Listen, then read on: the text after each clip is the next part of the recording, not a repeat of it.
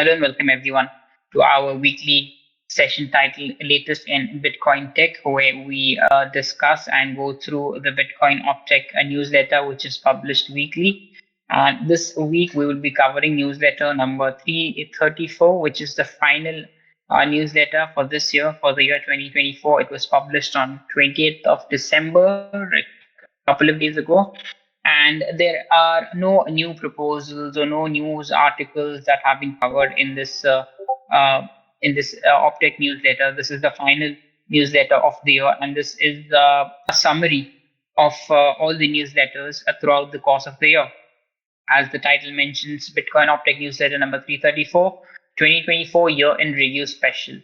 The seventh annual Bitcoin Optech Year in Review Special summarizes notable developments in Bitcoin during all of 2024. It's a sequel to our summaries from 2018, 2019, 2020, 2021, 2022, and 2023. So basically, what they have done is that they have enlisted a bunch of noteworthy proposals or news articles from each month, starting from January, February, March, April, May, June, July, August, till the end of the year. And I'm assuming, I'm not assuming, I'm pretty sure next week there is going to be no new news article published. The curators will be on a festive holiday, and I think the next news article will be published in 2025. So what I have decided is that instead of skipping the session next week, what we can do is we can bifurcate these topics into two sections. So this Monday, we have a look at the topics, noteworthy topics from January till June. That is the first half of the year. And for next week, because there will be no new newsletter published next week, we will cover from July to December. Okay. And obviously, due to time constraints, it's not possible for us to go through each and everything. So we'll pick and choose. Probably we'll try and pick one topic from each month and try and give it some amount of time, 5 to 7 minutes, and then move on to the other one so that we can try and complete the first half of the year in this session itself. Starting from January, let's take a look at. So these are some notable proposals or changes or news articles that were discussed or talked about and mentioned in the newsletter in January.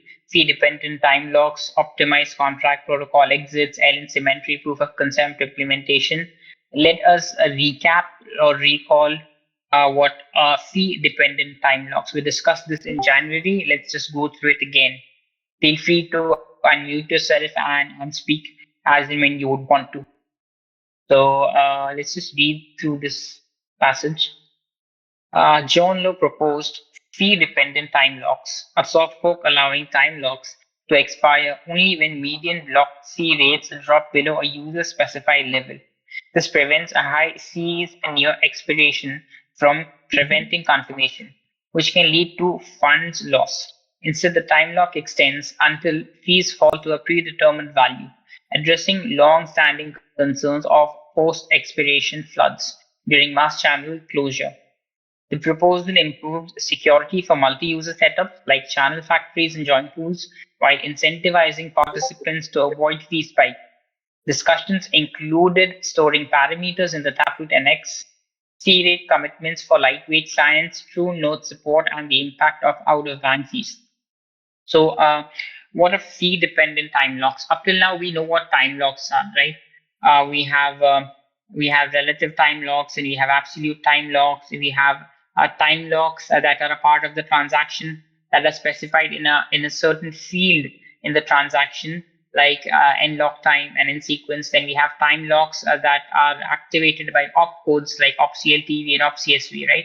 And these time locks, as the name suggests, are dependent on time, right? That time can be interpreted in the form of Unix epoch timestamp, or that time can be interpreted in terms of the block height, right? These are the two kinds of times that the Bitcoin network is familiar with. One is in the measure of Unix epoch timestamp, and the other is in a measure of block height. So these are the two kind of time locks that we're aware of. One that expired, taking into consideration the Unix epoch timestamp, and the other that expired taking into consideration block height. This proposal by John Law talks about introducing a new dimension to time locks, that is the fee. Meaning, if you have a transaction that is locked for X amount of time, if you have a transaction that is locked for X amount of time, that that time will be measured in terms of the fee. Meaning, you can stipulate a certain fee. Okay, so I lock a transaction to X amount of time, let's say, and I also stipulate a fee. So that X amount of time will be calculated in accordance with the fee.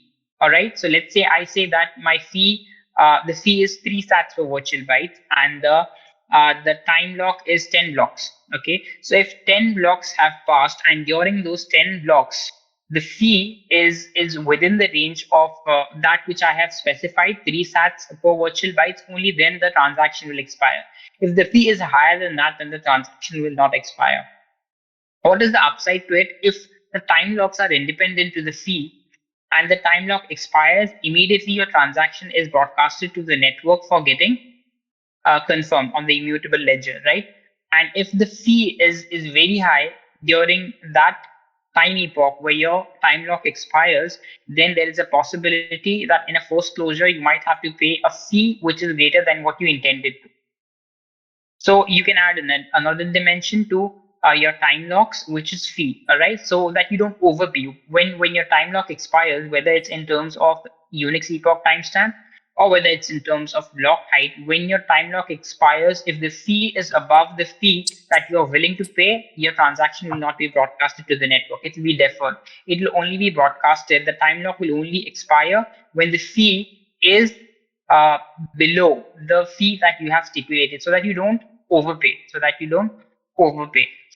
Let's see if there is something more to this article that we can read. Is it too big to read? No, it's not that big to read. Let's read. So the proposal is as such. Somebody trying to speak?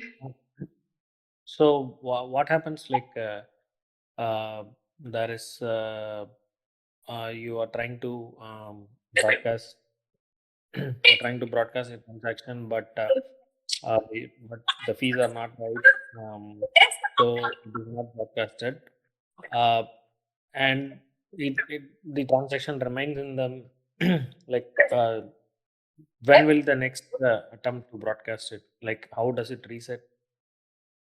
Right. We'll read through this passage, and hopefully you will be answered in this passage. Okay. So John Law posted to the Bitcoin Dev and Lightning Dev mailing lists with a rough proposal for a soft fork that could allow transaction time locks to optionally only unlock, expire, when median block fee rates are below a user chosen level. For example, Alice wants to deposit money into a payment channel with Bob, but she also wants to be able to receive a refund if Bob becomes unavailable. So she gives him the option to claim any funds she pays him at any time, but also gives herself the option to claim a refund of her deposit after her time lock expires. So this is pretty similar to the Lightning channel, right? This example is that of the commitment transaction of a Lightning channel, such that one counterparty can immediately broadcast the transaction and the other has to wait till the HDLC expires. As the time lock expiration approaches, Bob attempts to claim his funds, but current fee rates are much higher than he and Alice expected when they started using their contract. Bob is unable to get the transaction claiming his funds confirmed, either because he doesn't have access to enough bitcoins to spend on fees or because it would be cost prohibitive to create a claim transaction given the high fee rates. In the current Bitcoin protocol, Bob being unable to act would allow Alice to claim her refund. With Law's proposal, the expiration of the time lock that prevents Alice from claiming her refund would be delayed until there had been a series of blocks with median fee rates below an amount specified by Alice and Bob when they negotiated their contract. This would ensure Bob has a chance to get his transaction confirmed at an acceptable fee rate. What this passage infers is, Bala, referring to your question, is that the time lock will not expire. You have created the transaction with a certain median fee rate in mind, and your clock will tick only when that median fee rate is or the network fee rate is equal to or below your median fee rate, right?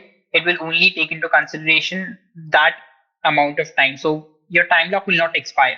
Your time lock will not expire. And if the time lock does not expire, then you can broadcast it. If you've locked a transaction with time and also with the median fee rate. Okay, so your clock will only tick when the fee rate is below the median fee rate that you have stipulated. All right, and until and unless your clock does not keep on ticking at the median fee rate and reaches the expiration of your time lock, you cannot broadcast your transaction, right? So what this passage infers is that it's still time locked. Basically, it is still time locked.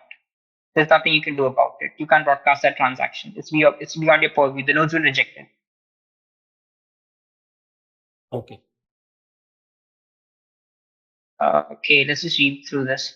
Uh, Law notes that this addresses one of the long-standing concerns noted in the original Lightning Network paper and forced expiration floods, where too many channels, all closing simultaneously, may result in insufficient block space for all of them to be confirmed before their time locks expire, potentially resulting in some users losing money. With fee-dependent time locks in place, users of the closed channels will simply bid up the fee rates until they exceed the fee-dependent time lock, after which expiry of the time locks will be delayed until fees have come down to an amount low enough that all the transactions paying that fee rate have been confirmed. Okay, so here what bidding? Okay, here they talk about fee rate bidding. Okay, so this is exogenous fee rate bidding. This is exogenous fee rate bidding. Like for instance, you have the commitment transaction in a Lightning channel, so you can attach anchor outputs, right? You can attach children to anchor outputs, whether it's CPFP, whether it's RBF, or whether it's any other mechanism like P2A, which is a new mechanism. So you can, if you want the time lock to expire, you can bid up the fee rate by adding child transactions that pay a higher fee. Lightning channels currently only involve two users each, but proposals such as channel factories and joint pools where more than two users share UTXO are even more vulnerable to forced expiration floods. So this solution significantly bolsters their security. Law also notes that in at least some of those constructions, the party that holds the refund condition, example Alice in our earlier example, is the one most disadvantaged by fees increasing, given that capital is locked up in the contract until fees decrease. Fee-dependent locks give that party an extra incentive to act in a way that keeps fee rates low. Example, not close many channels within a short period of time. The implementation details for fee-dependent time locks are chosen to make them easy for contract participants to optionally use and to minimize the amount of extra information full nodes need to store in order to validate them.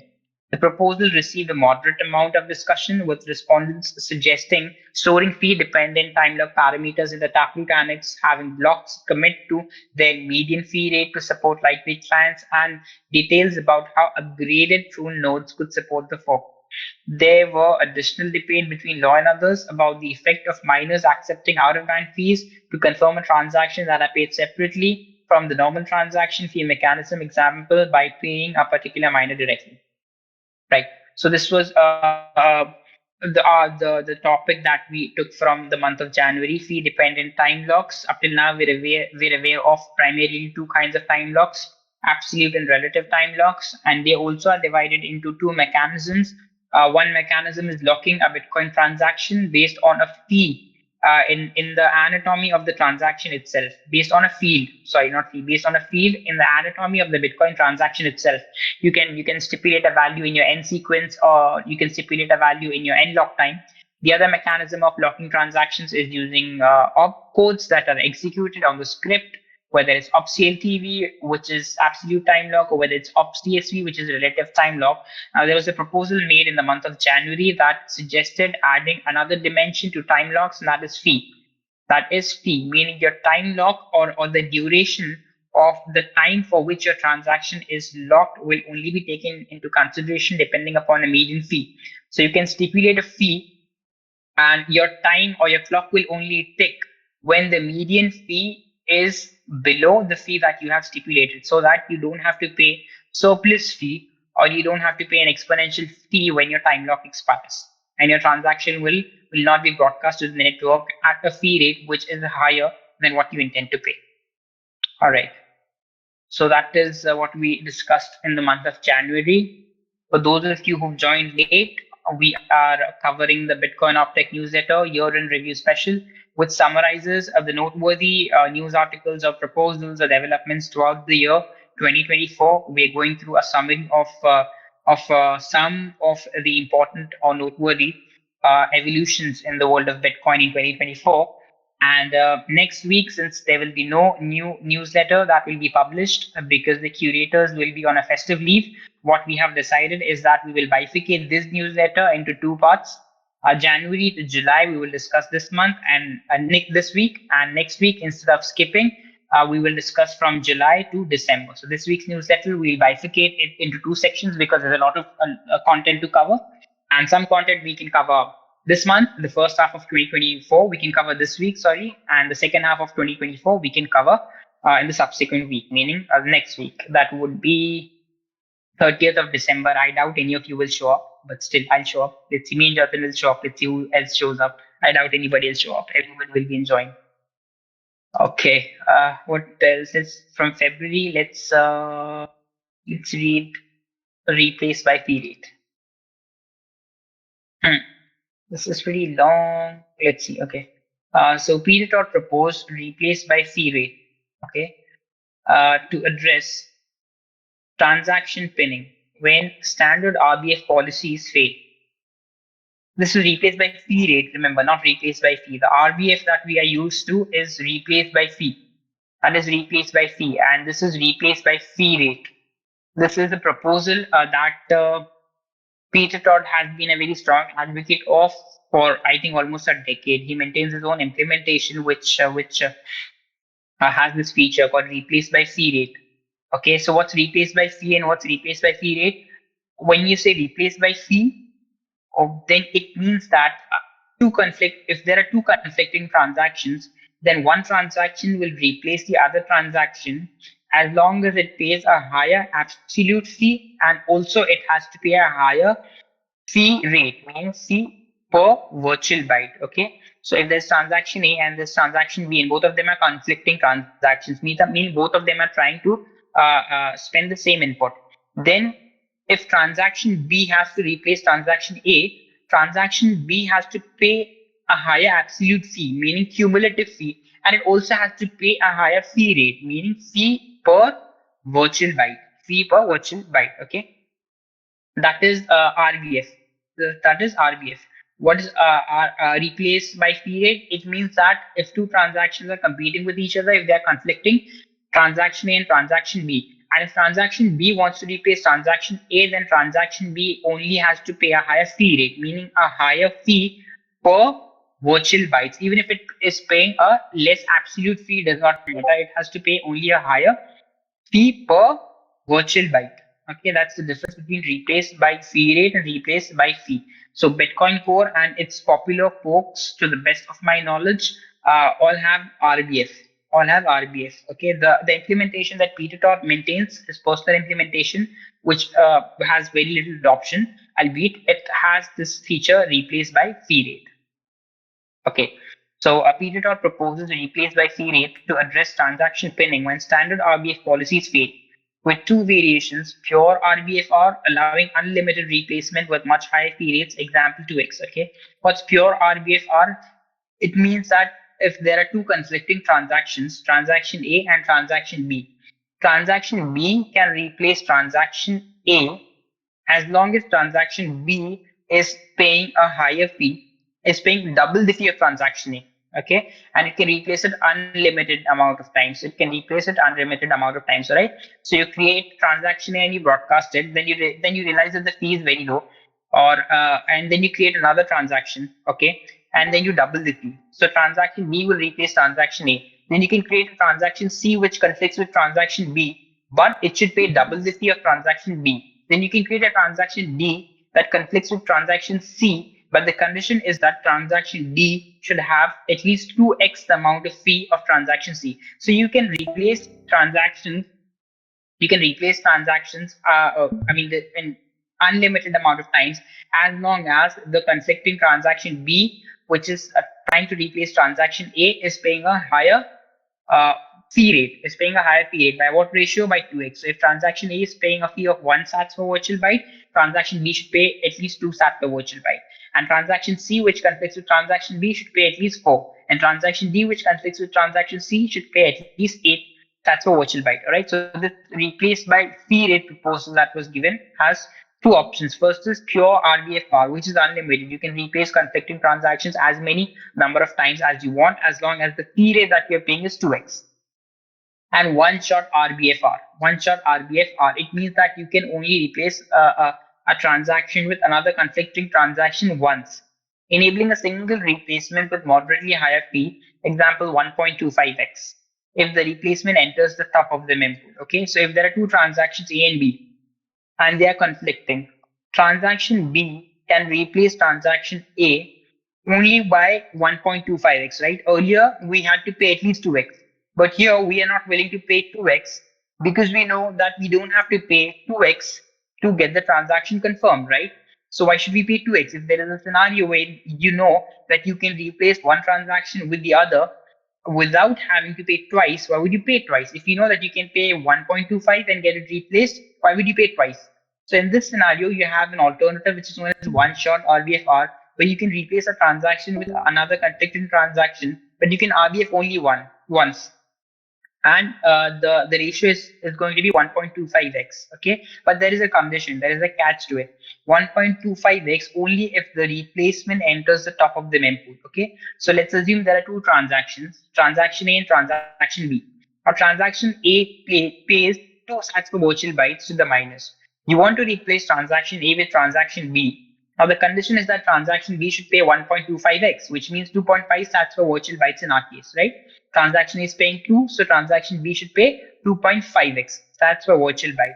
But the condition is that 2.5 sats per virtual byte should be such that the fee rate on the network should be such that 2.5 sats per virtual byte should be sufficient to ensure that that transaction enters the top of your mempool, right? Because currently, how is the mempool arranged, or how are the transactions in the mempool arranged? They are arranged in the ascending order of the ancestor fee rate, right? So the transactions that are on the top of the mempool are paying the highest fee, right? And then the ones below lower than that, then the ones below lower than that. So you have to ensure that by bumping the fee of the conflicting transaction to 1.25, that transaction must reach the top of the mempool, meaning it has a very high possibility of getting mined. Okay, if by increasing the fee of the conflicting transaction by 1.25x, you cannot guarantee that the conflicting transaction enters the top of the mempool, then this option is ruled out, and then you fall back to pure RBFR. Then you go to 2x, and when it's 2x, whether it falls in the top or of the mempool or no, it is irrelevant, right? 2x, then you can make it 2x again, then you can make it 2x again till it reaches the top of the mempool. Okay. Now, why have we stipulated this condition of 2x and 1.5x, right? Why are we not allowing absolute replaced by fee? Okay, so if there is a transaction A that I have broadcasted that pays 2 sats for virtual bytes, why can I not replace that transaction A with another transaction B, which is a conflicting transaction, by paying just 2.1 sats? Why can't I pay 1.01x, 1.002x, 1.05x, 1.09x, 1.1x, 1.2x? Why this condition of 1.25x minimum? That is to prevent an attack which is known as a free relay attack, right? Because there has to be a cost to create a Bitcoin transaction, right? Because whenever you create a transaction, there are nodes that are going to relay that transaction, right? You are utilizing communal resources. You are utilizing bandwidth of all the nodes on the network. Remember, okay? So as a Bitcoin user, if you create a transaction and you broadcast it on the peer-to-peer network, you are utilizing communal resources. You are utilizing the bandwidth of every node runner on this planet, because that node runner is detecting your transaction, is listening for your transaction, is passing your transaction, PARSE, is passing your transaction, is relaying your transaction, is validating your transaction. It is exerting computational resources. So it is exerting its bandwidth. You are utilizing the bandwidth of all the nodes in the network, right? And that has to be a cost, because if it is possible, or if we make it possible for people to create new Bitcoin transactions at very minimal cost, then what could be the outcome? A malicious attacker could create lots and lots and lots of transactions at a very minimal fee rate, right? I can create 100 transactions. First transaction pays 1 sats. The second one pays 1.1, then 1.2, then 1.3, then 1.4, then 1.5. Like that, I can create unlimited transactions and keep on replacing. And all the nodes on the network will have to listen for those transactions. They will have to validate those transactions. They will have to relay those transactions. They will have to include those transactions in their mempool. Then you send another replacement. Then you'll have to repeat the procedure again and again. You want people to not abuse communal resources of the network, right? The bandwidth of the node runners should not be abused. And that is why we stipulate this condition of 1.25x. Okay, this is a proposal. Okay, this is not how it happens in reality, but this is a proposal. Okay, so this is why this caveat of 1.25x and 2x have been stipulated, so that anybody who is creating a new Bitcoin transaction has at least should at least bear an additional cost of 25%. Okay, they have to pay 25% more than what they paid in the first transaction which they are trying to replace, right? Which makes attackers deter from doing it, because every time if you're creating a new transaction that makes you pay 25% additional, you will think twice before doing a pre-relate attack, before creating innumerous transactions and just bombarding nodes with them. All right, so in order to preserve communal resources like the bandwidth of the nodes, and to mitigate something which is known as a free relay attack. A free relay attack is an attack where a malicious attacker just keeps on creating transactions at a very low cost and keeps on relaying them. So to prevent that, we ensure that every time you have broadcasted a transaction, you want to replace that transaction with another conflicting transaction, we make you pay at least 25% more, so that we deter malicious attackers and we make people incur some cost to create a new transaction and broadcast it across the network, so that they don't abuse communal resources. All right. We might not read the entire thing. Let's just read the passage again. Uh, Feed it or propose replaced by fee rate (RBFR) to address transaction pinning when standard RBF policies fail, with two variations: pure RBFR allowing unlimited replacements with much higher fee rates, example 2x, and one-shot RBFR enabling a single replacement with moderately higher fees, example 1.25x. If the replacement enters the top of the mempool, Mark O'Hart identified an initial problem, and other developers discussed the complexities of fully analyzing the idea with available tools. Todd released an experimental implementation, and other developers continued working on alternative solutions to address transaction pinning, including developing the tools necessary to increase confidence in any solution that is adopted. Right. So the primary reason why this proposal was made was to mitigate something known as transaction pinning. We've talked about it a lot throughout the course of the year. Okay, so pinning is basically in a situation where a UTXO is owned by multiple people. I could give you an example of a lightning channel where a UTXO is owned by two people. What is pinning? Pinning is one person preventing the other from spending that UTXO. So in the lightning channel, we have a commitment transaction. It is possible that Alice and Bob have a lightning channel. They share a commitment transaction. Alice can create uh, Alice can attach a child to the commitment transaction of that Lightning channel in a manner that that transaction pays a very low fee per sats, but it pays a very high absolute fee. It pays a very low fee per sat, meaning it pays a very low fee rate, but it pays a very high absolute fee. So let's say that child is of 200 virtual bytes.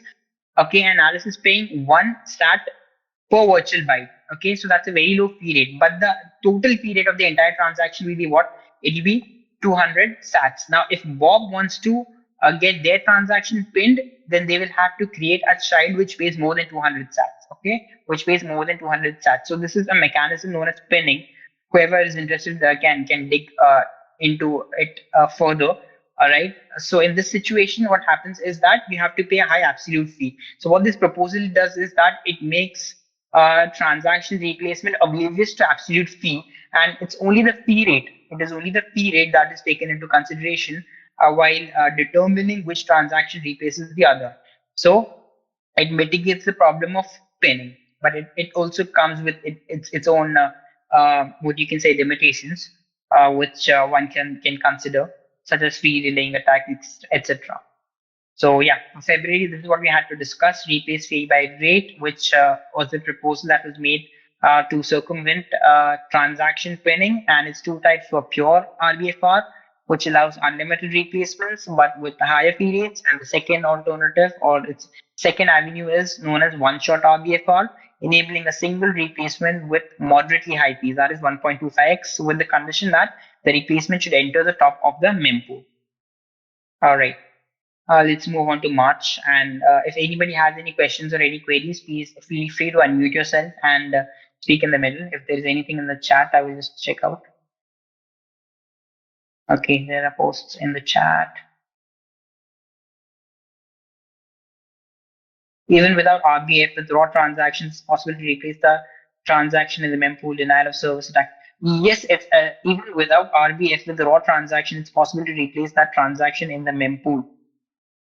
I did not get what you're trying to say. Even without RBF, it's possible to replace that transaction in the mempool. Two conflicting transactions cannot exist at the same time in the mempool. So you will have to replace one transaction with the other. It is impossible for two conflicting transactions to exist simultaneously in the mempool. If one enters, the other has to go. All right.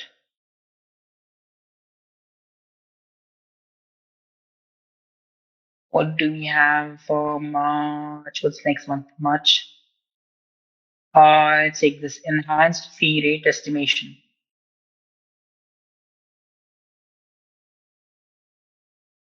Yep. Let's talk about this proposal by Abu Bakr Sadiq Ismail for the month of March. Abu Bakr Sadiq Ismail proposed enhancing Bitcoin Core's fee rate estimation by using real-time mempool data. Currently, estimates rely on confirmed transaction data, which updates slowly but resists manipulation. Ismail developed preliminary code comparing the current approach with the new mempool-based algorithm. Discussions highlighted whether mempool data should adjust estimates up and down or only lower them.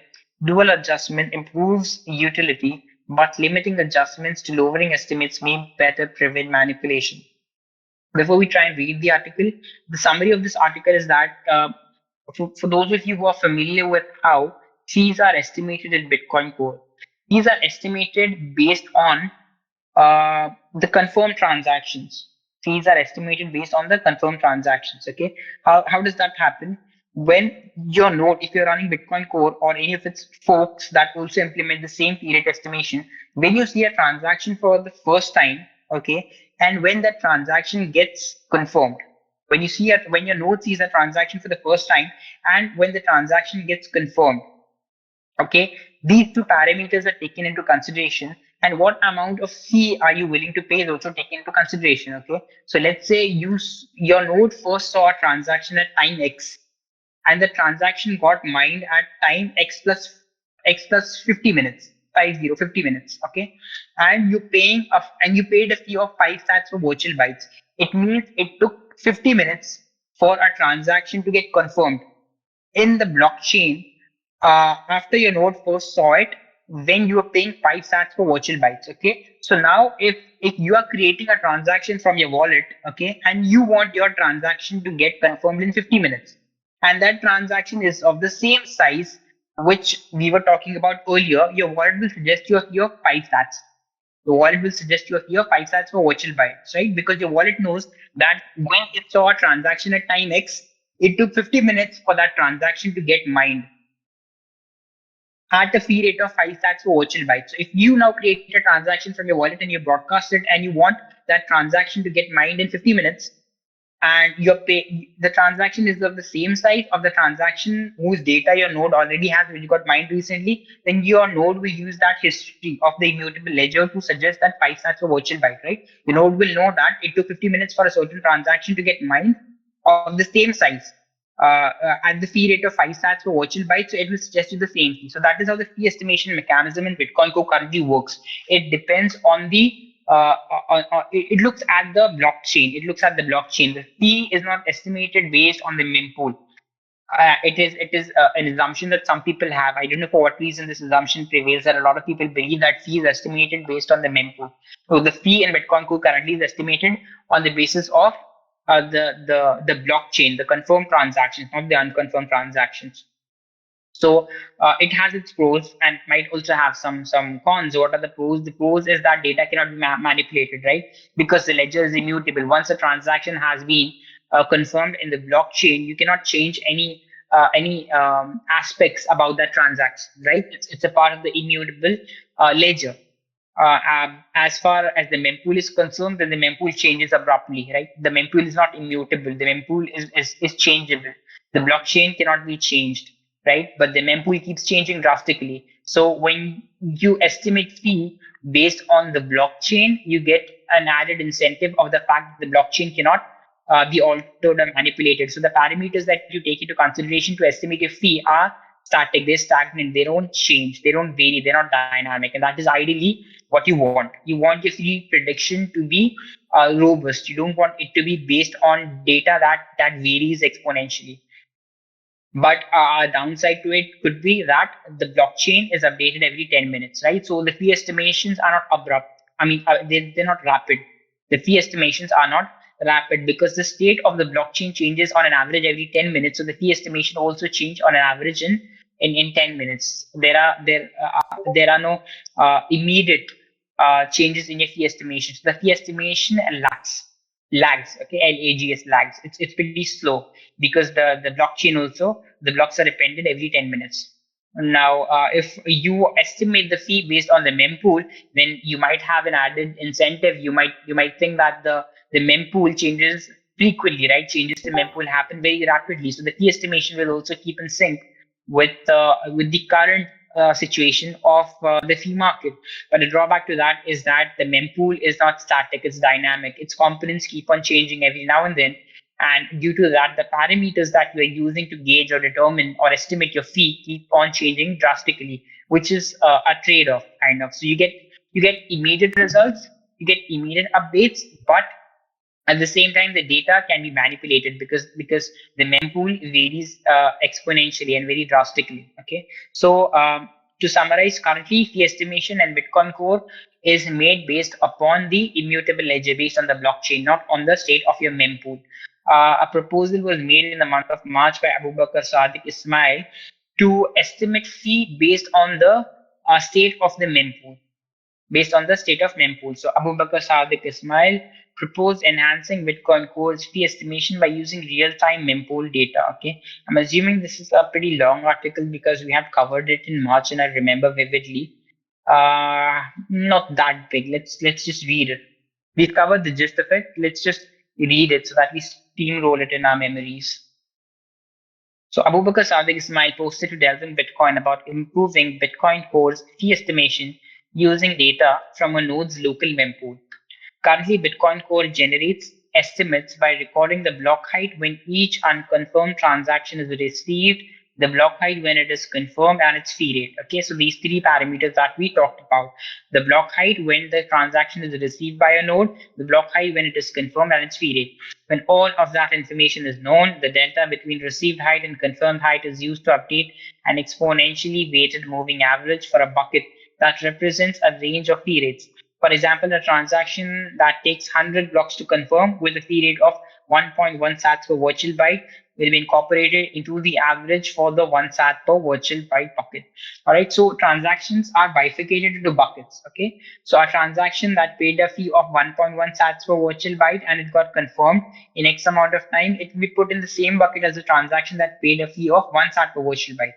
Okay, and got transferred, got got confirmed in the same amount of time. Right, so there are buckets. There are buckets that have ranges of fee in terms of sats per virtual byte. Right, so there's not a bucket for one unique fee, meaning all transactions that pay 1.1 sats are in one bucket and 1.2 sat in one bucket or 1.3 sat in one bucket. That makes it very tedious and infeasible. So the transactions are bifurcated into buckets, and those buckets represent range of fees. So an example is given, as a random example has been given. Let's assume there's a transaction that pays 1.1 sats per virtual byte and the other pays 1 sat per virtual byte. Both of them will belong into the same bucket. Okay, because this fee is considered to be the same fee range.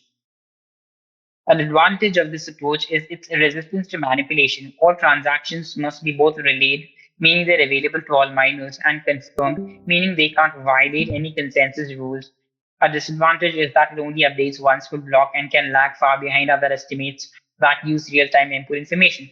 So one added incentive of using the blockchain or the confirmed transactions to estimate fee is what? That all transactions which are confirmed are known to each and every node that is participating on the network and to each and every miner, right? There can be some transactions in a mempool that your node knows and other nodes don't know.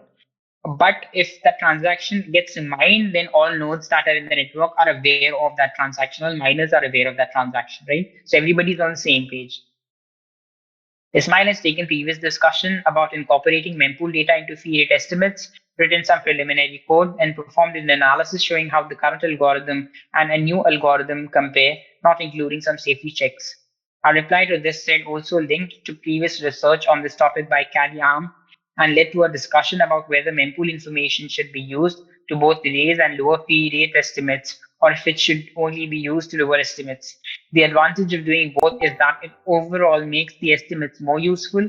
The advantage of only lowering estimates using mempool data while only raising estimates using the existing confirmation based estimation is that it could be more resistant to manipulation and positive feedback loops.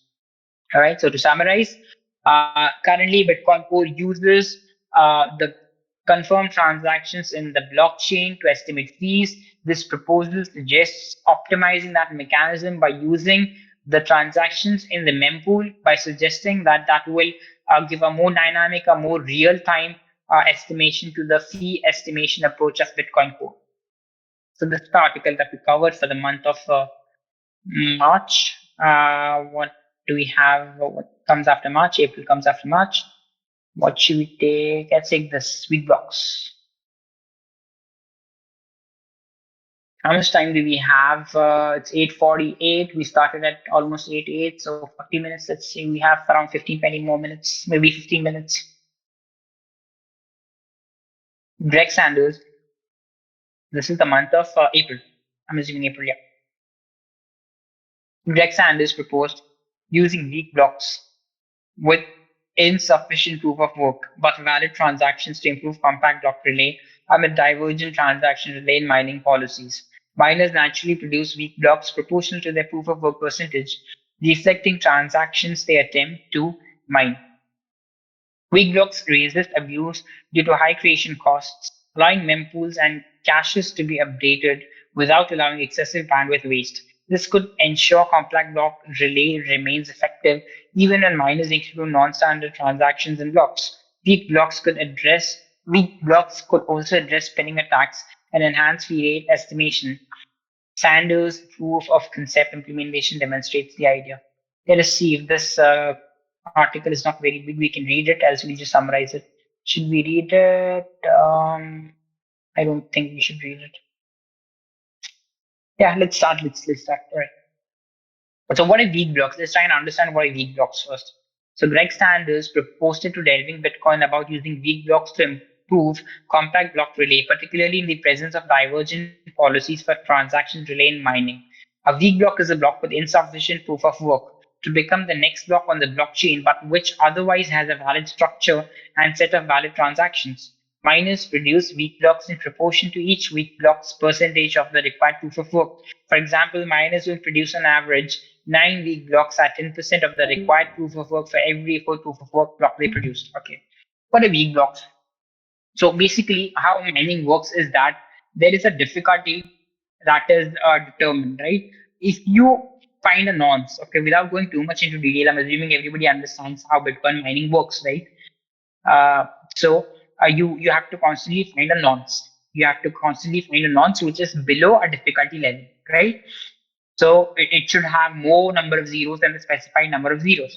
And if you find a block which reaches the difficulty level or above it, if you find a nonce which is above the difficulty level or matches the difficulty level, then you have successfully found a valid block which has adequate proof of work to be appended in the blockchain. All right. Now, obviously, every single time a miner hashes, he's not going to find a block, right? He's going to probably find trillions and trillions of blocks that are below, or he's going to find trillions and trillions of hashes that are below that difficulty threshold before he actually finds a valid block. Okay. Now, let's assume that the proof of work required for a valid block is X, and you find a nonce which has a proof of work that's 10% of X. That's, let's say, 0.01X. That's 0.01X. Okay. This block is a weak block. So I decide that X, or the network decides that X is the amount of work that a block must produce in order for it to get appended to the blockchain. Okay. Now let's specify a lower threshold. Let's reduce the difficulty to 0.1x. And let's say every block that is between 0.1x to 0.99x is a weak block. Okay. So every block that is below 0.1x is not considered in this discussion. Any block that is X, it's a valid block, is also not considered in this discussion. So the definition of a weak block in our discussion is any block that produces a proof of work that's greater than 10% of the network difficulty, but less than the network difficulty. So any block that produces proof of work that's 0.1x and 0.99x, or between 0.1x and 0.99x, is assuming the network difficulty is X, is known as a weak block. Okay. So any block that produces work that is 10 to 99% of the proof of work that is required for a valid block is a weak block. Okay. So every single time a miner finds a weak block, the miner will relay. Okay. Now this block is not a valid block. By what do I mean by a valid block? By valid block, I mean it's not valid to be appended on the blockchain. Okay. It's valid as in it complies with the consensus rules, but it's not valid as in it cannot be appended to the blockchain. But despite that, I will relay it. So let's say I'm a miner, I'm mining a block. I produce a block that has a nonce which is 50% of the network difficulty. Okay. If I have to find 50 zeros, let's say I find 25 zeros. So it is 50% of the network difficulty, right? It is above 10%. Now I will relay this block. I will relay this block. What is the point of relaying this block? The point of relaying this block is to make other nodes familiar of transactions that might not be included in their mempool, right? Because there is a possibility that there is not a possibility. In fact, this is a reality that if there are different miners and there are different node runners that are running nodes on the network, then they will have different policies. They might have some policies that are same. They might have many policies that are same. They might have some policies that differ. So there might be a transaction which is in my mempool and that is not in somebody else's mempool, right? Now, when a block is found, whether the transaction complies with your node's policies or no, whether the transaction is a part of your mempool or no, is irrelevant. As long as there is a valid transaction which has been mined on Bitcoin's blockchain, then your node will have to validate it once it gets confirmed, right? The transactions that are already in your mempool, you don't have to validate them for the second time, right? Because they're already in your mempool. But the transactions that are not in your mempool, you have to validate them, right? Which induces overheads, which induces computation overheads. Ideal situation is that whenever a block is found, all the transactions, if not majority, should be present in a node runner's mempool. Okay, so that this reduces the bandwidth of the network, because if the transactions that are included in the block that has just been mined are in your mempool, then you can quickly validate them, right? So what happens by sharing weak blocks is that there might be transactions that are in the candidate block of another miner which are not in my mempool. So when that miner gets a block which is, even though it does not have adequate proof of work, but it is still having some amount of proof of work, more than 10%, and it relays it to me, I can tally the transactions that are in my mempool with the weak block that the miner has shared with me. Okay, and any transactions that are missing in my mempool, I can add them to my mempool. I can validate them and add them to my mempool, and kind of refurbish my mempool. And I will also keep those weak blocks in my cache. Okay, what this happens is that now, even though I have not included, or I might not include all the transactions in my mempool that are on the network because they do not comply with the policies of my mempool, I still have all the transactions that are being surfaced on the network in my cache. Okay, so all the transactions that comply with your node's policies are in your mempool, but even the transactions that don't comply with your node's policies are available with you in cache. Why? Because they have been shared with you in the forms of weak blocks by other miners, right? So if miner B has some transactions in his candidate block which miner A does not have, miner B will share its weak block with miner A, and miner A will put that weak block in its cache. Okay, validate that transaction, familiarize its node with those transactions. Now, if miner B's, if miner A's node candidate block gets mined on the network, then it becomes easier for miner B to validate that block. Why? Because miner B is already aware of all the transactions that were available in miner A's candidate block, because it has it in its cache. It has already validated those transactions and put them in its cache. So the moment a block is announced, it becomes easier for all the other nodes to immediately validate that block. And once the block is validated, the miners can immediately start mining, right? So there's less latency on the network. So this is what the concept of this weak block propagation is, right? So every single time a miner finds a block which is below the network difficulty by at least 10% of the network difficulty, that miner will relay that weak block. Okay, the miner will not use fiber. Okay, the miner will not use a special network that is used for miners to communicate among themselves. They'll use the regular P2P network that all the nodes, regular nodes, also use to broadcast those weak blocks. Those weak blocks will be relayed to all of the nodes in the network. Those nodes will take those weak blocks and validate the transactions in them and put them in the cache. And if a block is fined, then because the node is now aware of the transactions that are in its own mempool along with the transactions that are not in its mempool, but those transactions are available in his cache in the form of weak blocks. The amount of time required for each node to validate a new block that has been appended to the blockchain is reduced exponentially. Okay, this is what compact blocks also do. We've talked about compact blocks in detail. Okay, it reduces the latency and the bandwidth of validating a confirmed block on the network. So this is another proposal that does the same thing where you relay weak blocks. Okay, so you can relay compact blocks to reduce the latency of the network. You can also relay weak blocks. This is a proposal. This is not happening in practice, to the best of my knowledge, but a proposal. All right, so that was for the month of April. Is there anything in the chat? Let me see before we move on to what comes after April. May comes after April. Okay. On course fee estimation, thanks. I can't hear you. Now I can. Okay. Okay. Going back to this, even without RBF with raw transaction, it's possible to replace that transaction in the mempool. So my answer to that was that two transactions cannot exist. Two conflicting transactions cannot exist in the mempool at the same time. Okay. So if you put one in, you have to replace the other. What mechanism you use is arbitrary. You use RBF, you use CPFP, or you manually put a transaction in a mempool is irrelevant. But two conflicting transactions, the point being, two conflicting transactions cannot simultaneously exist in the mempool. If one enters, the other has to go. The mechanism through which you insert one and eject the other might vary, but the bottom line is that two conflicting transactions cannot exist in the mempool at the same time. One has to replace the other. All right. Is the time? It's 9. Let's take one more. Let's take one more. Not to keep you all waiting for so long. Uh, May. We have May and June. What should we take? Let's take this. We'll wind up at May.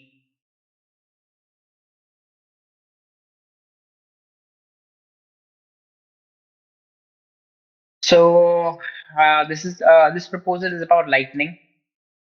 Okay. For years, Lightning developers have discussed modifying the Lightning protocol to allow existing channels to be upgraded in various ways. In May, Carla Cohen examined some of these cases and compared three different proposals for upgrades. Acquiescence protocol was added to the ALN specification in June to help support upgrades and other sensitive operations. October saw renewed development of a proposed updated channel announcements protocol that would support new taproot-based funding transactions. So to wind up tonight's session, let's talk about some proposals that were made to upgrade the contemporary mechanism of Lightning channels. Let's see some of them, two or three of them. Let's discuss them in 5 to 7 minutes.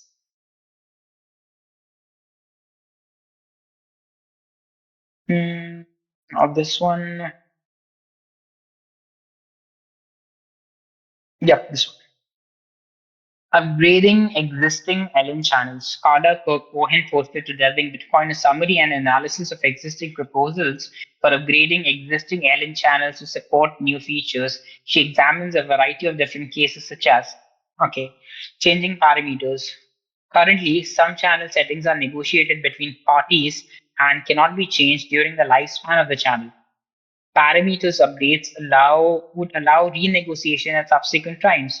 For example, nodes might want to change the number of satoshis at which they begin trimming HTLCs, or the amount of channel reserve they expect their counterparty to maintain this incentivized closing in an old state. So when a lightning channel is established, or even when a state of the lightning channel is updated, right, there is a new commitment transaction that is signed between the parties, right? While signing this commitment transaction, there are some parameters which are negotiated between both the parties, and some of those parameters could be the number of satoshis at which they begin trimming HTLCs. What's trimming HTLC? An HTLC which has a very low amount of value. An HTLC with a very low value is known as a trimming HTLC. Okay, in that situation, the amount of fee that you will have to pay to get that HTLC confirmed on the mainnet will be higher than the value of the HTLC itself. In that situation, you trim that HTLC. What do you mean by trimming that HTLC? You give that HTLC in the form of fee to the miner, right? So you don't claim that HTLC, you just give it to the miner, right? So you don't have to pay any fee to it. Just give, donate, whatever you want to call it. You give that HTLC to the miner, okay? Because the value of the HTLC is so small that you'll end up paying more in fee to get it confirmed than the value of the HTLC itself. So you just trim it, you give it to the miner, you say that hey, it's not worth claiming this HTLC, so you just give it to the miner. Okay, that's what a trimmed HTLC is. Okay, so when you are updating the state of the Lightning Network, you sign a commitment transaction in which both the parties negotiate that hey, if an HTLC has a value below this number of satoshis, below X number of satoshis, then we'll just trim it. Okay, now at some point in time, if you want to renegotiate it, you can't do it currently, right? That's fixed. Like you have to create a new commitment transaction altogether. Or the amount of channel reserve they expect. Okay, what is channel reserve? Channel reserve is the amount of the channel balance that you have to reserve, right? That you have to reserve, and it's like you can dig into more detail as to why you would want to reserve this channel. Okay, it might be used for fee bumping, or it might be used for other mechanisms as well, right? So that is why you reserve the channel. So if let's say the channel's volume is 1 BTC, you decide that 10%, that is 0.1 BTC, will put as a reserve. Okay, I'm just giving arbitrary numbers. Now, if you want to change this channel reserve at some point in time, then you can't do it, right? You'll have to create a new commitment transaction. So there's a proposal made by Lightning developers to make certain parameters renegotiable, meaning without having to create a new commitment transaction, you can negotiate these parameters and update these parameters, right? If you want to update the value of a trimmed HTLC, then you can do that. If you want to update the value of the amount of balance that you want to dedicate to channel reserve, then you can do that, right? So this was a proposal that was made in the month of this is May, I guess. That is May, yeah. All right. Currently, some channel settings are negotiated between parties and cannot be changed during the lifespan of the channel.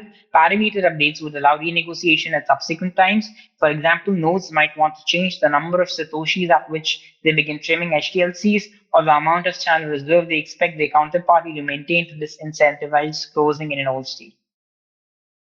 Updating commitments. LN commitment transactions allow an individual to put the current channel state on chain. Commitment upgrades can allow switching to anchor outputs and B3 transactions in P2WSH based channels, and for simple taproot channels to switch to BDLCs, right? So once you created a commitment transaction on the Lightning Network, okay, currently it's P2WSH. The transaction which standard is P2WSH, right? Now, for some reason, if you want to change it, if you want to go from P2WSH to P2DR, right? Then you can't do that, right? You cannot do that. So there were discussions made to upgrade the commitment transaction, right? So if you want to change the type of commitment transaction from one type to the other, you should be able to do that. If you want to switch from P2WSS to P2TR, you should be able to do that. So that is one of the proposals that was discussed. Replacing funding. LN channels are anchored on-chain in a funding transaction, the output of which is spent off-chain repeatedly as a commitment transaction.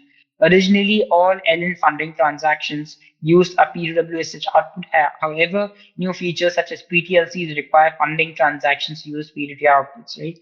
So originally, only P2WSH outputs. So your commitment transactions and your funding transactions could only have been P2WSH, okay? But now there are proposals being made that allow you to create P2TR transactions. I mean, you can open up a Lightning channel as a P2TR transaction. You can close a Lightning channel, and the commitment transaction can be P2TR transaction. So proposals were made about that. Let's see these three as well, and then we'll wind up in a couple of minutes. Cohen compares three previously proposed ideas for upgrading channels. Dynamic commitments, as described in draft specification, this allows changing almost all channel parameters and also provides a generalized path for upgrading funding and commitment transactions using a new kickoff transaction, right? So a discussion was made regarding dynamic commitments, meaning the entire commitment transaction or any field of the commitment transaction will be updatable or changeable. Splice to upgrade. This idea allows a splice transaction that would already necessarily update a channel's on-chain funding to change the type of funding used as well as optionally its commit transaction format. It doesn't deal directly with changing channel parameters. So you can splice a transaction and change its type, right? Up to now, we were splicing transactions, or we knew about splicing transactions to what? To add more liquidity, right? So a proposal was made or discussed to splice transactions which not only add liquidity to the Lightning channel, but also can make amendments or upgrade the type of commitment transaction, right? So it can change from P2WSH to B2TR, add liquidity, and also change the type of commitment transaction. Upgrade on reestablish, also described in a draft specification. This allows changing many channel parameters anytime two nodes reestablish a data connection. It doesn't deal directly with funding and commitment transaction updates. So if two Lightning nodes have a channel, and for some reason that they lost connection with each other and they reestablish connection with each other, then they can renegotiate and they can make changes to the channel parameters. They can renegotiate and they can make changes to uh, channel parameters upon reestablishing, right? So I think this is sufficient. We covered Jan. In the month of Jan, we talked about fee dependent time locks. For the month of Feb, we talked about replace fee by rate. For the month of March, we talked about enhanced fee rate estimation that talks about optimizing the contemporary fee estimation mechanism of Bitcoin Core by including the transactions, unconfirmed transactions that are in the mempool. For the month of April, we talked about weak blocks and how weak block relaying can reduce the bandwidth and latency of block validation. For the month of May, we talked about a few proposals that were made to upgrade the current Lightning channel mechanism by allowing renegotiation and dynamically upgrading the parameters of commitment transactions and also changing the type of funding and commitment transactions from P2WSH to P2TR. That's all the time permits us. Next week we will start June onwards and see how far we can go. That is it from my end. I will now stop sharing my screen. And if there is something in the chat, no, there is nothing in the chat. I answered Cyber twice. I hope you got the answer to his question. If there's anybody, anything would like to share, add, ask, then please feel free to do so. The session is closed from my end.